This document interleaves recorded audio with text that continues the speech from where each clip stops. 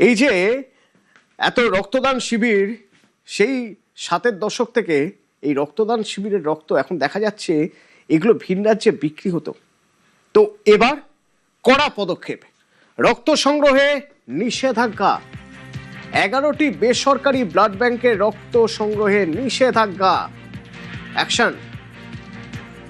কি খবর আছে আমাদের কাছে জানবো, আমাদের সঙ্গে দেবাশিস আছে। দেবাশিস,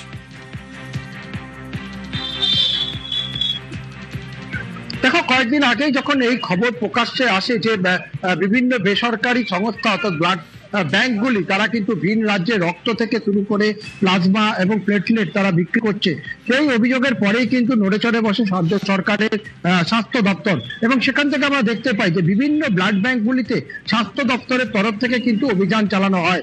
আমরা দুদিন আগেই দেখেছিলাম হাওড়া সহ রায়গঞ্জ এবং গোটা রাজ্য জুড়ে এই তদন্ত শুরু করা হয়েছিল।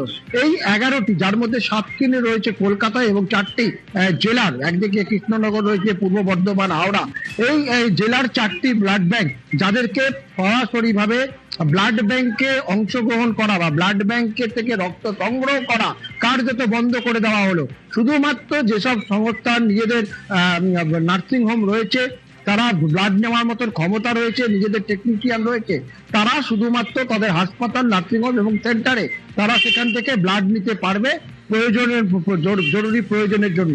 তাছাড়া বাইরের কোনো রক্তদান শিবিরে তারা আর রক্ত সংগ্রহ করতে পারবে না।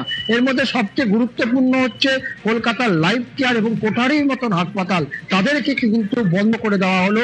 বিভিন্ন বাইরে গিয়ে ব্লাড ব্যাংকে, ব্লাড ডোনেশন ক্যাম্প থেকে টাকার বিনিময়, গিফটের বিনিময় যে রক্ত নেওয়া হতো তা কিন্তু বন্ধ করে দেওয়া হলো।